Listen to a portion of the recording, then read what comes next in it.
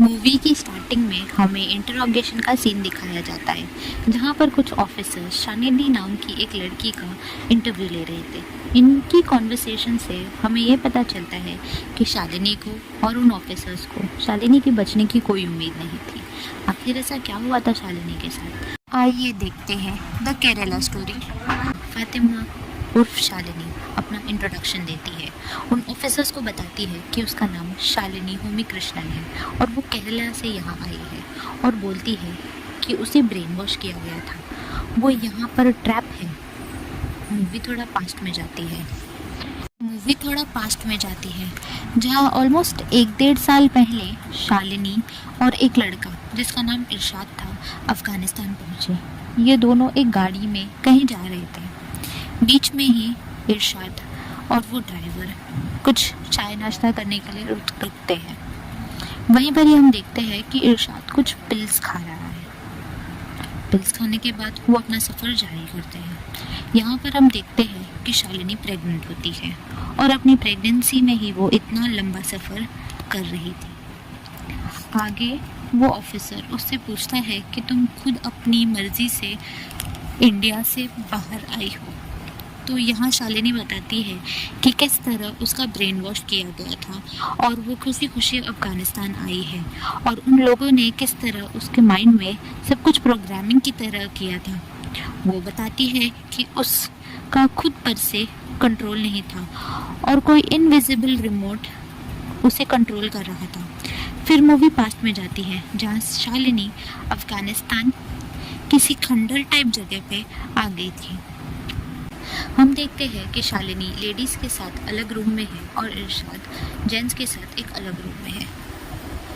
फिर सीन थोड़ा और पास्ट का दिखाया जाता है जहाँ शालिनी का गांव, उसकी मम्मी और उसकी दादी दिखाई जाती है। शालिनी शॉपिंग के लिए गई हुई थी और घर पर उसकी मम्मी और नानी थे। नानी और मम्मी की बातों से हमें यह पता चलता है कि शालिनी नर्सिंग के लिए दूसरी कॉलेज में जाने वाली है, जहाँ पर वो हॉस्टल में रहेगी। शालिनी जब अपनी कॉलेज पहुंचती है तो उसे वहाँ कुछ बैनर्स दिखाई देते हैं।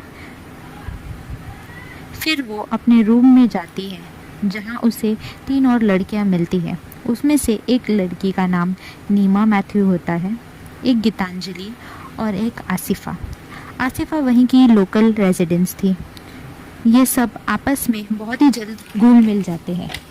फिर ये सब लड़कियाँ प्रोग्राम अटेंड करने के लिए अपनी हॉल में जाती है, जहाँ पर मैडम उन्हें स्पीच देती है और वो बताती है कि बाहर के लोग उनके कॉलेज का माहौल ख़राब कर रहे हैं।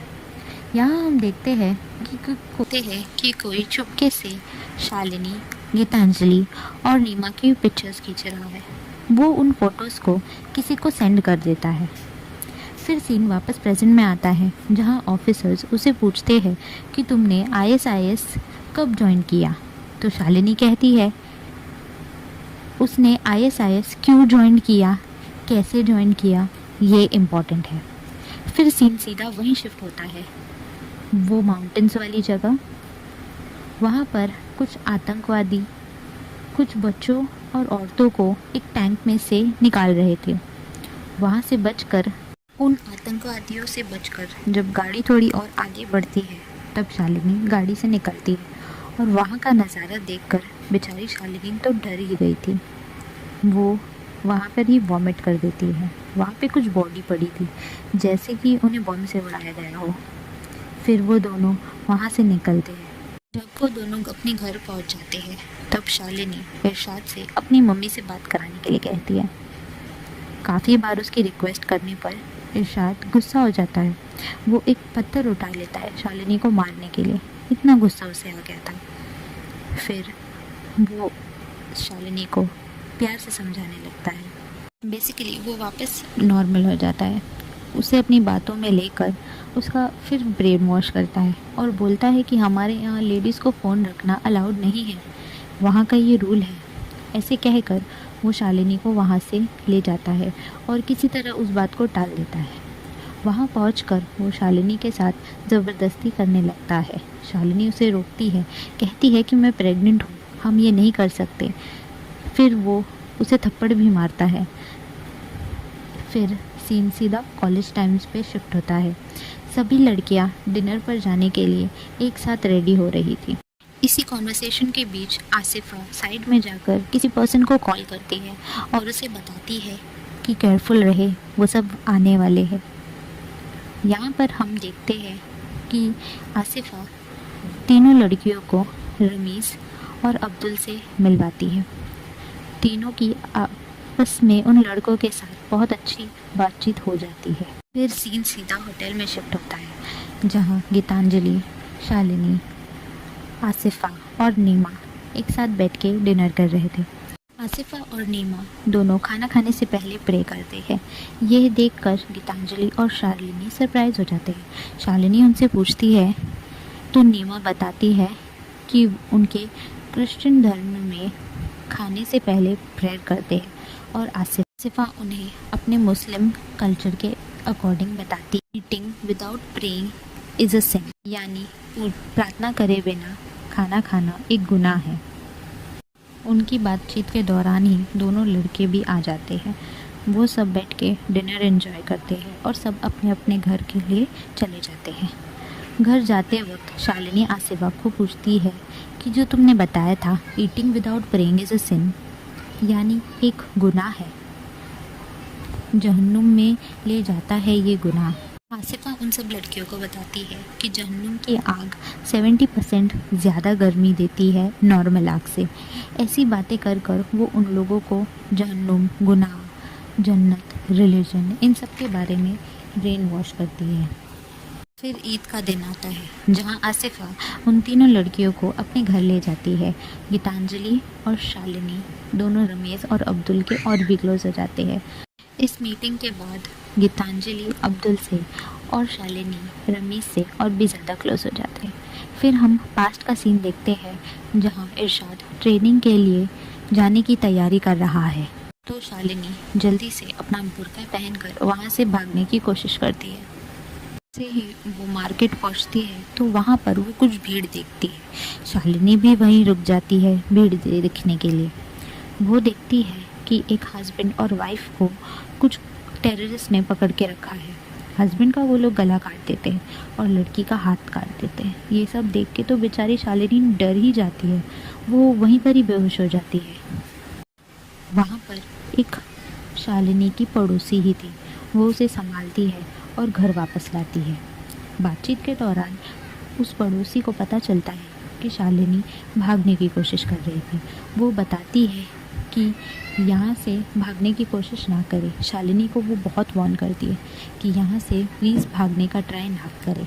शालिनी उससे पूछती है कि उस लड़की ने आखिर क्या किया था। पड़ोसी बताती है कि उसने लिपस्टिक लगाया था। शालिनी हैरान हो जाती है। पड़ोसी बताती है कि हमारे यहाँ लिपस्टिक लगाना हराम है, हमारे यहाँ पे लेडीज़ को लिपस्टिक लगाना अलाउड नहीं है और उसके हस्बैंड ने उसे रोक नहीं पाया, इसीलिए उनके साथ ऐसा हुआ है। फिर सीन सीधा पास्ट में जाता है, जहाँ मौलवी साहब आसिफा और कुछ लड़कों को एक वीडियो दिखाते हैं। वीडियो वाला बंदा कहता है कि ये एक मेडिसिन है जिसको खाते ही मैनिपुलेशन, ब्रेन वॉश, इन सब चीज़ों को करना बहुत ही आसान हो जाता है। वो एक ड्रग के बारे में बताता है। वो मौलवी उनसे कहता है कि उन लड़कियों को हमारे मिशन के लिए रेडी करो और ज़रूरत पड़े तो उन्हें प्रेग्नेंट भी करो। यहाँ मौलवी आसिफा को नीमा के बारे में पूछता है तो आसिफा बताती है कि नीमा कैथोलिक है, वो कन्वर्जन के लिए जल्दी राज़ी नहीं होगी। नीमा के लिए उन्हें कुछ स्पेशल करना होगा। नेक्स्ट सीन में हम तीनों लड़कियों को मॉल में देखते हैं। मॉल में एक लड़का गीतांजलि से बदतमीज़ी करता है और वहीं पर ही उन तीनों लड़कियों की हाथापाई हो जाती है, मारपीट हो जाती है उन लड़कों के साथ में। बेचारी लड़कियां बहुत डरी हुई थी, वो हॉस्टल वापस आ जाती है। आसिफा यहाँ भी उनका ब्रेन वॉश करती है। हिजाब पहनने वाली किसी भी लड़की का रेप होता है नहीं होता है, बिकॉज अल्लाह उनको प्रोटेक्ट करते हैं, ऐसे बोलकर उनका ब्रेन वॉश करती है। फिर आसिफा दोनों लड़कियों को अहमद और रमीज़ के पास ले जाती है। आसिफा रमीज़ से कहती है कि इन्हें कोई एंजाइटी या कुछ ठीक लगने की मेडिसिन दो। रमीज़ वही ड्रग इन लड़कियों को दे देता है। गीतांजलि और शालिनी इस बात से अनजान कि वो कोई मेडिसिन नहीं ड्रग है, वो खा लेती है। सीन में हम देखते हैं गीतांजलि और शालिनी आसिफा की ही तरह हिजाब पहन के कॉलेज से निकलती है। अब वो दोनों बहुत ही सेफ फील कर रही थी। आसिफा ने उनका ऐसा ब्रेन वॉश किया था कि वो अब हर टाइम हिजाब में ही दिखती है। दोनों लड़कियां रमीज़ और अब्दुल से और भी क्लोज होने लगते हैं और एक दिन ये दोनों अब्दुल और रमेश से शादी से पहले मोहब्बत करना गुनाह है ऐसे पूछती हैं। उनके इस सवाल का जवाब दोनों इस तरह से देते हैं कि वो दोनों ही राज़ी हो जाते हैं। उन्हें इस तरह से मैनिपुलेट करते हैं कि ये सब गुनाह नहीं है कि शालिनी को एक लड़की हुई है। बेचारी शालिनी, उससे तो बच्चे संभालना भी नहीं आता है। जब उसकी बेबी बहुत रोती है तब उसके चुप कराने के लिए उसके घर में पैसे नहीं होते हैं, ना कपड़े होते हैं, ना उसे खिलाने के लिए कुछ होता है। बेचारी बेबी को लेके पड़ोसी के पास जाती है। वो उसे बेबी को चुप कराने में हेल्प करती है। वहाँ शालिनी टूट जाती है और उससे रो रो कर कहती है कि प्लीज़ उसकी मम्मी से बात करवा दो। पड़ोसी को उस पर बहुत दया आती है। वो उसे एक लेडी के पास ले जाती है।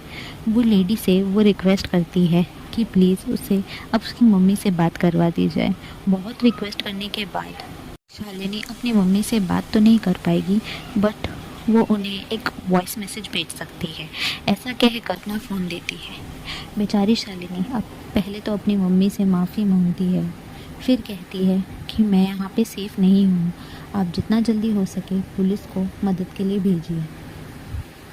शालिनी और उसकी बेटी को बचाने के लिए रिक्वेस्ट करती है। तभी ही अचानक से उस लेडी का हस्बैंड आ जाता है, तो दोनों ही पीछे के दरवाजे से भाग जाते हैं। जब वो दोनों लड़कियां भाग रही थी तभी बैकग्राउंड में हमें उसी लेडी की आवाज़ आती है जो कहती है कि नहीं, ये फ़ोन मेरा नहीं है, नहीं ये फ़ोन मेरा नहीं है, और एक गन शॉट। पता नहीं क्या हुआ होगा उसके साथ। आसिफा दोनों लड़कियों को अपने घर हिजाब पहन कर जाने के लिए फोर्स करती है। अपने घर वालों से अपने हक के लिए फ़ाइट करने के लिए भड़काती रहती है। शालिनी और गीतांजलि अपने अपने घर जाते हैं। वहाँ पर हिजाब में उसे देखकर उसके पेरेंट्स शॉक्ड हो जाते हैं। अपने घर जाकर शालिनी तो अपनी मम्मी से पूजा पाठ क्यों करती हो, इससे कुछ नहीं होता है, तुम्हारा हस्बैंड भी नहीं बचा, ऐसी सब अनाप शनाप बातें करती रहती है।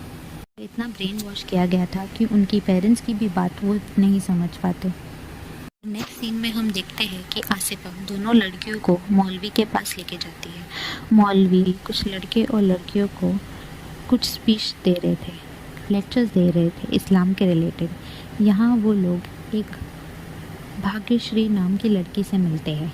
वो बताती है कि वो काफ़ी टाइम से यहाँ है। 48 लड़की हैं यहाँ पे, जिनमें से 7 क्रिश्चियन है और बाकी सब हिंदू है। उन सभी की फैमिली ने उन्हें ठुकरा दिया, इसीलिए वो अब यहाँ रहती है। नेक्स्ट सीन में हम देखते हैं शालिनी रमेश से अपनी प्रेग्नेंट होने की बात शेयर करती है। वो बहुत ही डर गई थी कि अब उसका क्या होगा, उसकी मम्मी को वो कैसे फेस करेगी, उसका कॉलेज कैसे कंटिन्यू होगा। आसिफा यहाँ पर इस प्रॉब्लम का सलूशन देती है कि शालिनी तुम शादी कर लो रमेश से। लेकिन रमेश कहता है कि शालिनी मुस्लिम नहीं है और मेरे पेरेंट्स नहीं मानेंगे। तो आसिफा कहती है कि शालिनी तुम अपना कन्वर्शन करवा लो, तुम मुस्लिम बन जाओ, तुम इस्लाम कबूल कर लो। रमेश उसे अपने प्यार का और अपने बच्चे के और अपने फ्यूचर की खातिर उसे आखिरकार मना ही लेता है। नेक्स्ट सीन में हम देखते हैं गीतांजलि और शालिनी कन्वर्ट कर रहे हैं।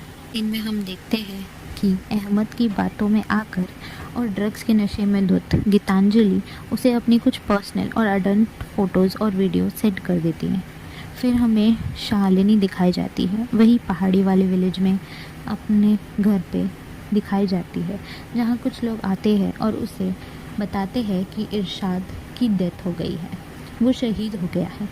नेक्स्ट सीन में कॉलेज के डेज़ दिखाया जाता है, जहाँ न्यूज़ आती है कि गीतांजलि के डैड हॉस्पिटलाइज्ड है, उन्हें हार्ट अटैक आया है और उसे घर बुला रहे हैं वो लोग।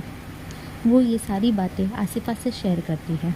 आसिफा उसे बताती है कि तुम जाओ, अगर वो बुला रहे हैं तो तुम जाओ। आसिफा उसे कहती है कि तुम जाओ और उनसे सारे रिश्ते ख़त्म करके आओ। हॉस्पिटल में आने के बाद गीतांजलि अपने पेरेंट्स को फेस नहीं कर पाती। उसे इतनी हिम्मत नहीं थी कि वो अपने डैड से मिल सके। वो आसिफा की दी गई टैबलेट्स खाती है और अपने पेरेंट्स को मिलने जाती है। इस्लाम में नहीं मानने वालों को उन पर थूकने का भी सलाह आसिफा ने ही उसे दिया था। वो ऐसा ही करती है। इसके बाद गीतांजलि और अहमद की कॉन्वर्सेशन बताई जाती है। वो उसे सीरिया चलने के लिए फ़ोर्स करता है। अहमद के काफ़ी फ़ोर्स करने के बाद जब गीतांजलि मना करती है तब अहमद अपना असली रंग दिखाने लगता है। गीतांजलि से कहता है कि अगर तूने मेरी बात नहीं मानी तो मैं तुझे बर्बाद कर दूंगा। गीतांजलि उससे कहती है मेरा प्लान पहले ही समझ जाना चाहिए था जब तुम लोगों ने शालिनी को प्रेग्नेंट किया था। उसे बहुत सुनाती है। वो गीतांजलि को उसकी की ही प्राइवेट फ़ोटोज़ भेजता है और उसे वो ब्लैकमेल करने लगता है। नेक्स्ट सीन में हम शालिनी को देखते हैं जो मौलवी से बात करती है।